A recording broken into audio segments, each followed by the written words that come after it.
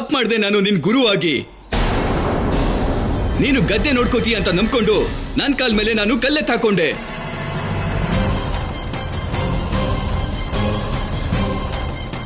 ಪೂರ್ತಿ 100 ಸ್ವರ್ಣ ಮುದ್ರೆಗಳಷ್ಟು ನಷ್ಟ ಆಗಿದೆ ನಿನ್ನಿಂದ.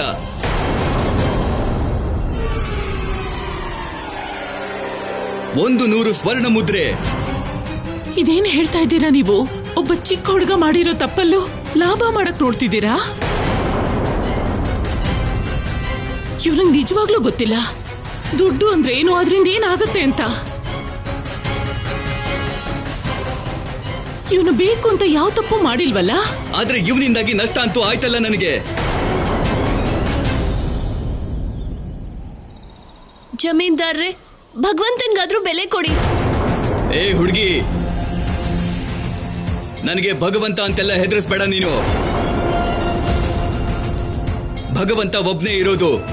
ದುಡ್ಡು ಅದು ನನ್ನ ಹತ್ರ ಇದೆ.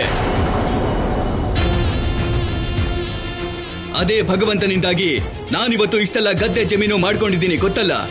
ನೀವೆಲ್ಲರೂ ನನ್ನ ಜೀತಕ್ಕಿದ್ದೀರಿ.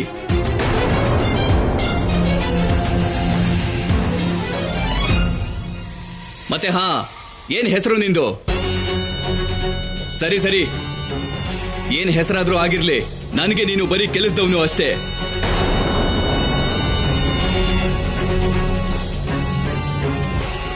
ಕೇಳೋ ಕೆಲ್ಸದ ಹುಡುಗ, ನೀನು ನನಗಾದ ನಷ್ಟ ತುಂಬಿಸೋದಕ್ಕೆ ವರ್ಷಗಟ್ಲೆ ನನ್ನ ಗದ್ದೆಯಲ್ಲಿ ಕೆಲಸ ಮಾಡ್ಬೇಕಾಗತ್ತೆ.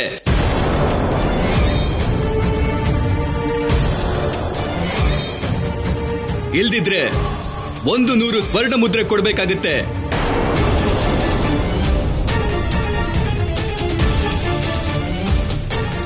ಆಗ್ಲೇನೆ ನಿನಗೆ ನನ್ನ ಜೀತದಿಂದ ಮುಕ್ತಿ ಸಿಗೋದು.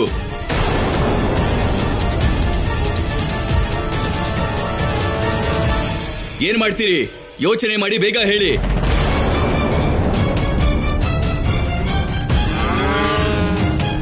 ಹೇ ಹೇ, ಹೋಗು ಹೋಗು, ಹೇ ಹೇ, ಹೋಗು ಹೋಗು.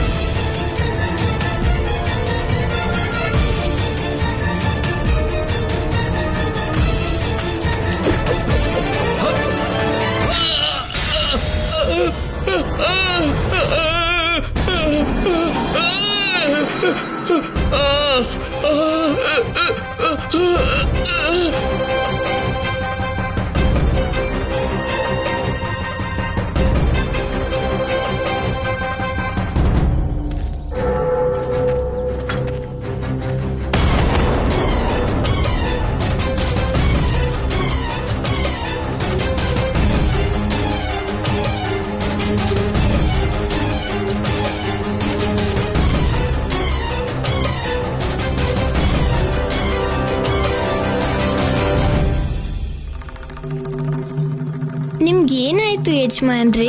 ಎಲ್ಲ ನಿನ್ನಿಂದನೇ ಆಗಿದ್ದು. ಇದೇನಾಯ್ತು ನನಗೆ?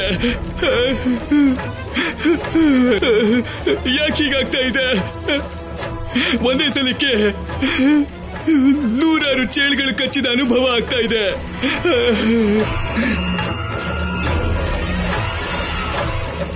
ಅವ್ರಿಗೆ ಹೀಗಾಗೋದಕ್ಕೆ ಈ ಮೂಲಿಕೆನೇ ಕಾರಣ.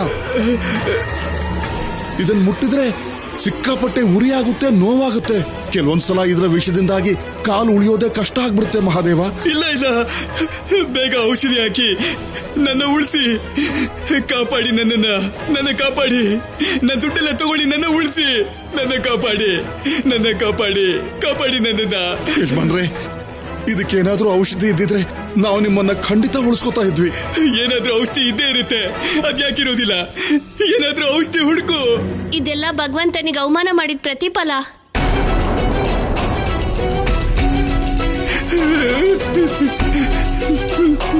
ನನ್ನನ್ನ ಕ್ಷಮಿಸಿ ಭಗವಂತ. ಇನ್ಮೇಲೆ ಯಾವತ್ತೂ ದೇವರಿಗೆ ಅಪಚಾರ ಮಾಡಲ್ಲ. ನನ್ನನ್ನ ಉಳಿಸ್ಕೊಡಿ ದೇವ್ರೆ, ಕಾಪಾಡಿ, ಕಾಪಾಡಿ ದೇವ್ರೆ. ಭಗವಂತ ದೂರದಲ್ಲೆಲ್ಲೋ ಅಥವಾ ಆಕಾಶದಲ್ಲೋ ಇಲ್ಲ, ಬದ್ಲಿಗೆ ನಿಮ್ ಮುಂದೆನೇ ಇದ್ದಾರೆ.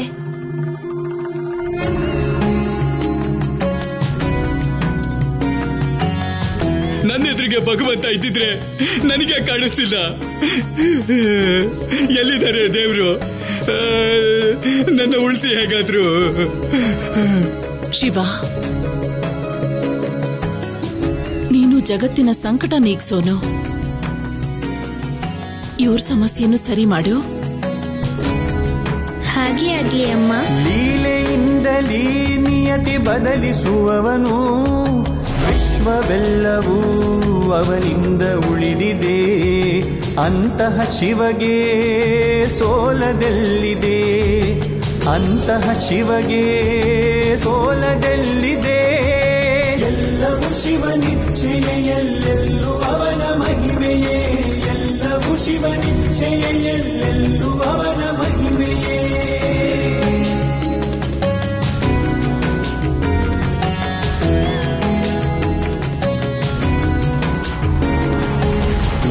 ನಾಥನು ಮಾತೆಯನುವ, ತಿಳಿಯುವಳಿಯನು ದುಃಖ ಹರನವ.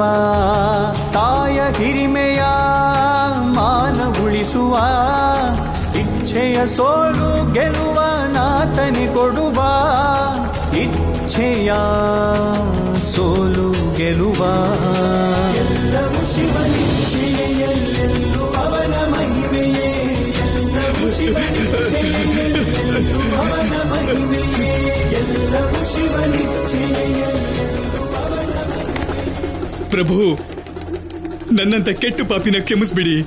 ನಾನ್ ದುಡ್ಡಿನ ಅಹಂಕಾರದಲ್ಲಿ ನಿಮ್ಮನ್ನ ಗುರ್ತಿಸ್ಲೇ ಇಲ್ಲ.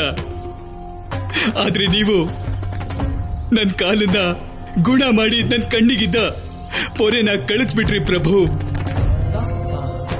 ಪ್ರಭು, ನನಗೆ ಸತ್ಯ ಅರ್ಥ ಆಗೋಯ್ತು. ದುಡ್ಡು ಕೂಡಿಡೋದಕ್ಕಿಂತ ಜಾಸ್ತಿ ಮೌಲ್ಯ ಇರೋದು ಧರ್ಮ ಉಳಿಸೋದ್ರಲ್ಲಿ.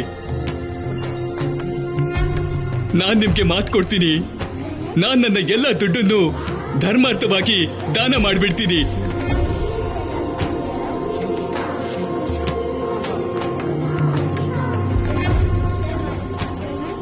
ನಿಮ್ಗೆ ಅರ್ಥ ಆದ್ರಿ, ನನ್ಗಷ್ಟೇ ಸಾಕು.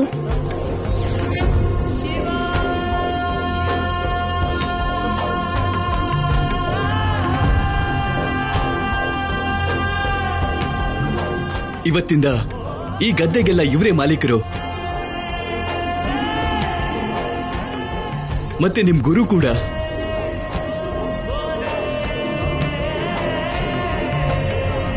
ಶಿವ, ಇವತ್ತಿಂದ ನೀನು ಪ್ರತಿದಿನ ನಿನ್ನ ಗುರುವಿಂದ ಜ್ಞಾನ ಪಡ್ಕೊಳಕ್ ಬರ್ತೀಯಾ? ಖಂಡಿತ ಅಮ್ಮ.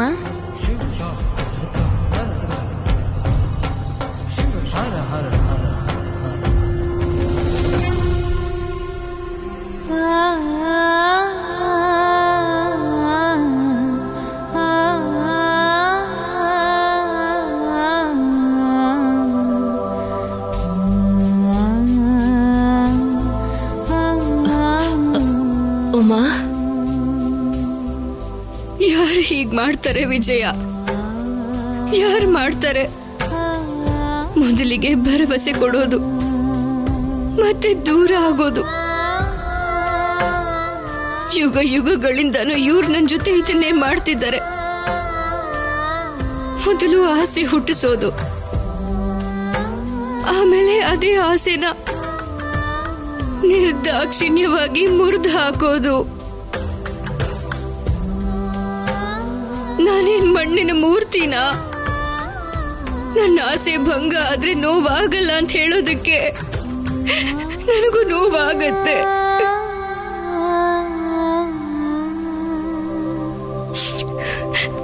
ನೀನ್ ನೋಡ್ದೆ ಅಲ್ವಾ ಅವ್ರು ನನಗೆ ಏನ್ ಮಾಡಿದ್ರು ಅಂತ? ಕತೆ ಹೇಳೋದಕ್ಕೆ ಹೇಳಿದ್ರು, ಮತ್ತೆ ಇದ್ದಕ್ಕಿದ್ದ ಹಾಗೆ ಬೇಡ ಅಂದ್ಬಿಟ್ರು. ಬೇಡ ಅನ್ನೋ ಹಾಗೆ ಇದ್ದಿದ್ರೆ ಅದನ್ನ ಮೊದಲೇ ಹೇಳ್ಬೋದಿತ್ತಲ್ಲ. ನಾನು ಅವ್ರ ಕತೆ ಹೇಳ್ತಾನೆ ಇರ್ಲಿಲ್ಲ. ನಾನು ನನ್ನ ಹೃದಯಕ್ಕೆ ಆಶ್ವಾಸನೆ ಕೊಡ್ತಾ ಇದ್ದೆ ನಾನು. ಆದ್ರೆ ನಿನಗೆ ಗೊತ್ತಾ ಅವ್ರು ಯಾಕೆ ಹೀಗೆ ಮಾಡಿದ್ರು ಅಂತ? ಇಲ್ಲ, ಅವರ ಅಮ್ಮನ ಕಾರಣದಿಂದ. ಅವರಮ್ಮ ಅವ್ರಿಗೆ ಎಷ್ಟು ಮಹತ್ವಪೂರ್ಣ ಅಲ್ವಾ? ನಾನು ಅವ್ರಿಗೆ ಏನೂ ಅಲ್ಲ. ಅವ್ರ ದೃಷ್ಟಿಲಿ ನನಗೆ ಬೆಲೆನೇ ಇಲ್ಲ ಅನ್ಸುತ್ತೆ. ನನಗ್ ಮಹತ್ವನೇ ಇಲ್ಲ ಅವ್ರ ಜೀವನದಲ್ಲಿ. ಆದ್ರೆ ವಿಜಯ, ಒಬ್ಬ ಗಂಡಂಗೆ ತನ್ನ ಹೆಂಡತಿ ಬಗ್ಗೆ ಯಾವ ಜವಾಬ್ದಾರಿನೂ ಇರೋದಿಲ್ವಾ? ನಾನು ಅವರ ಪತ್ನಿ ಅಲ್ವಾ? ವಿವಾಹದ ನಂತರ ಏಕಾಂಗಿಯಾಗಿ ಬದುಕೋ ಶಿಕ್ಷೆನ ಇನ್ನೊಬ್ಬ ಹೆಣ್ಣು ಮಾತ್ರ ಅರ್ಥ ಮಾಡ್ಕೊಳ್ತಾಳೆ. ಗಂಡಸ್ರಿಗೆ ಏನ್ ಹೇಳು, ಏನೋ ಒಂದು ಮಾತಾಡಿ ಎಲ್ಲ ಮುಗಿಸ್ಬಿಡ್ತಾರೆ. ಹೌದು ಉಮಾ, ಹೌದು.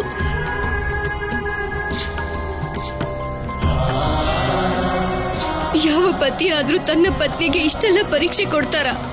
ಮಹಾದೇವ ನನಗ್ ಪರೀಕ್ಷೆ ಮಾಡ್ತಿರೋ ಹಾಗೆ ನನ್ನ ಇಷ್ಟೆಲ್ಲ ಪರೀಕ್ಷಿಸ್ತಿದಾರಲ್ಲ, ಅವ್ರಿಗೆ ನೋವಾಗೋದೇ ಇಲ್ವಾ? ಖಂಡಿತ ಆಗುತ್ತೆ ಉಮಾ. ನಿನ್ನ ತುಂಬಾ ಪ್ರೀತಿ ಮಾಡ್ತಾರಲ್ಲ ಮಹಾದೇವ. ಈ ಅತಿಯಾದ ಪ್ರೀತಿಯನ್ನು ವಿಶ್ವಾಸದಲ್ಲೇ ನಾನು ಕಾಯ್ತಿದ್ದೀನಿ ವಿಜಯ. ನಾನು ಎಲ್ಲಿವರೆಗೂ ಉಪವಾಸ ಮಾಡ್ತೀನಿ ಅಂದ್ರೆ ಮಹಾದೇವನೇ ಸ್ವತಃ ಇಲ್ಲಿಗೆ ಬಂದು ಕತೆ ಹೇಳು ಅಂತ ಹೇಳೋವರೆಗೂ. ಆಮೇಲೆ ಸ್ವಯಂ ಅವರು ತಮ್ಮ ಕೈಯಾರೆ ನನಗೆ ಊಟ ಮಾಡಿಸ್ಬೇಕು.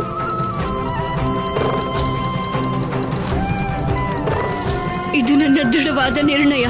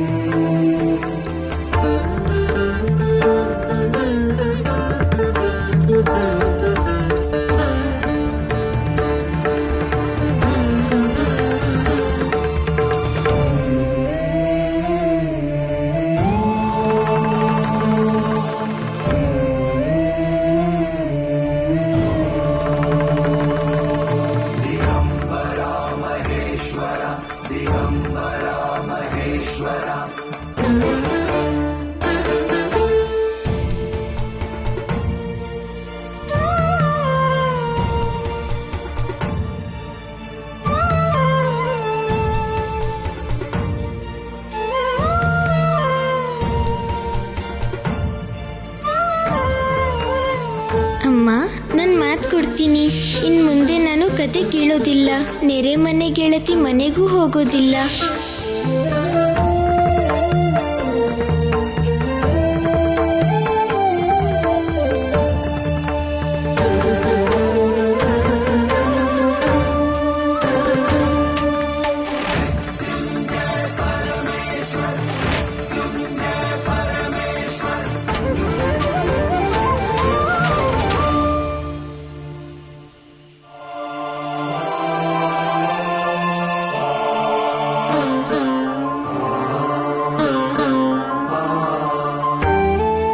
ನನಗ್ ಸಮಾಧಾನ ಆಗ್ತಾ ಇದೆ. ನನ್ನ ಮಗ ನನಗ್ ಕೊಟ್ಟ ಮಾತನ್ನ ಉಳಿಸ್ಕೋತಾ ಇದ್ದಾನೆ. ಕೊಟ್ಟ ಮಾತನ್ನ ಮೀರಿ ಅವನು ದೇವಿ ಪಾರ್ವತಿ ಹತ್ರ ಹೋಗೋಕ್ ಸಾಧ್ಯನೇ ಇಲ್ಲ.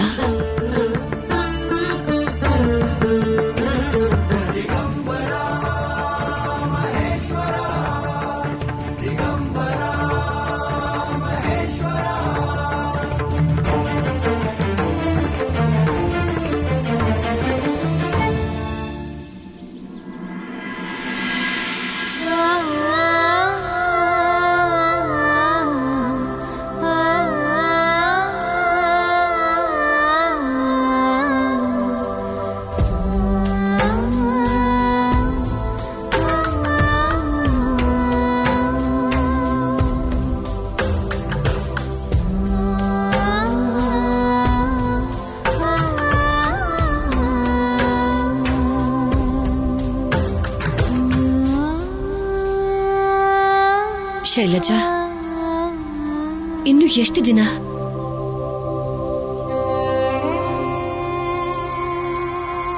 ಎಲ್ಲಿವರೆಗೂ ಮಹಾದೇವ ಬಂದು ನನಗೆ ಸ್ವಯಂ ಊಟ ಮಾಡಿಸ್ತಾರೋ ಅಲ್ಲಿವರೆಗೂ. ಆದ್ರೆ ನೀನು ಅನ್ನ ನೀರು ತ್ಯಾಗ ಮಾಡಿ ಬಹಳ ದಿನ ಆಯ್ತು. ದಿನ ಅಷ್ಟೇ ತಾನೆ, ಯುಗ ಆಗಿಲ್ವಲ್ಲ. ಆದ್ರೆ ಆಹಾರ ದೇಹಕ್ಕೆ ತುಂಬಾ ಮುಖ್ಯ ಅಲ್ವಾ ಮಾತೆ? ಮಹಾದೇವ ನನ್ನ ಮನಸ್ಸಿಗೆ ಮುಖ್ಯ. ಅವರು ಬರಲೇಬೇಕು ನಂದಿ. ನನಗೂ ಅವ್ರ ಜೀವನದಲ್ಲಿ ಅಸ್ತಿತ್ವ ಇದೆ ಅಲ್ವಾ? ಅವರು ಕತೆ ಕೇಳೋದಕ್ಕೆ ಬರಲೇಬೇಕು. ಪತ್ನಿಯಾಗಾದ್ರೂ ಸರಿ, ಭಕ್ತೆಯಾದ್ರೂ ಸರಿ.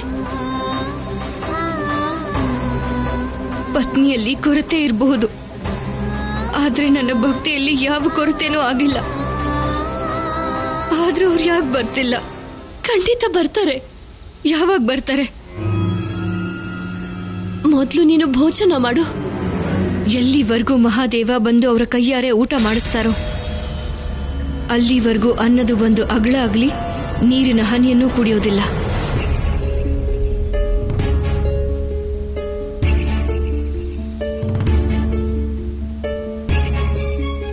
ಸರಿ, ನೀವೆಲ್ಲ ಊಟ ಶುರು ಮಾಡಿ.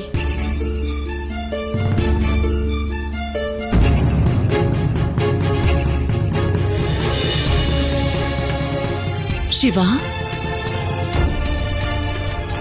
ಏನಾಯ್ತು? ನೀನು ಊಟ ಮಾಡ್ತಾ ಇಲ್ಲ, ಮತ್ತೆ ನಿನ್ನ ಅಮ್ಮನಿಗೂ ಊಟ ತಿನ್ನಿಸ್ತಾ ಇಲ್ಲ?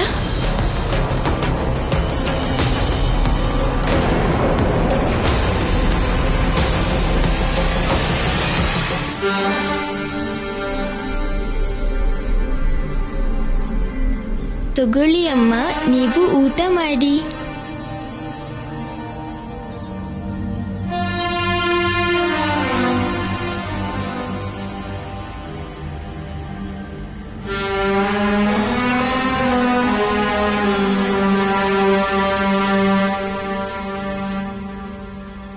ಏನಾಯ್ತು ಶಿವ?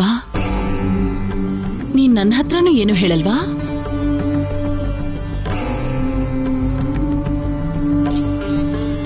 ಏನೂ ಇಲ್ಲ ಅಮ್ಮ. ಹಾಗಾದ್ರೆ ನಿನ್ ಕಣ್ಣಲ್ಲಿ ಯಾಕೆ ನೀರಿದೆ? ಗೆಳೆಯರ ದುಃಖಕ್ಕೆ ಕಣ್ಣಲ್ಲಿ ನೀರು ಬರೋದು ಸ್ವಾಭಾವಿಕ ಅಮ್ಮ. ಹಾಗಾಗದೇ ಇದ್ರೆ ಗೆಳೆತನಕ್ಕೆ ಏನ್ ಅರ್ಥ ಹೇಳಿ? ಏನಾಗಿದೆ ನಿನ್ ಗೆಳತಿಗೆ?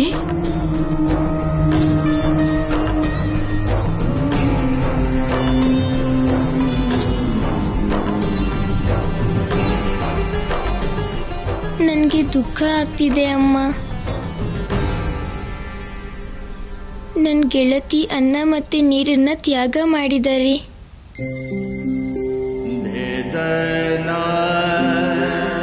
ನಾನು ಹೋಗಿ ಅವ್ರಿಗೆ ಸಮಾಧಾನ ಮಾಡಬೇಕು. ನಾನು ಅವ್ರ ದುಃಖನ ಹಂಚ್ಕೋಬೇಕು ಅಮ್ಮ. ಅಮ್ಮ, ನಾನು ಅವ್ರ ಹತ್ರ ಹೋಗೋಕೆ ಅನುಮತಿ ಕೊಡಿ.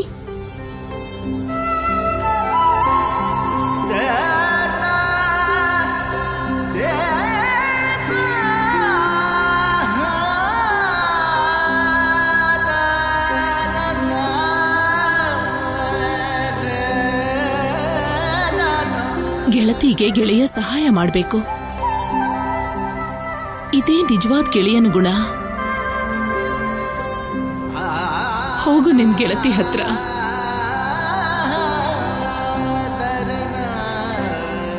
ನನ್ನ ಒಪ್ಪಿಗೆ ಇದೆ. ನಾನು ಬೇಗ ಬರ್ತೀನಿ ಅಮ್ಮ.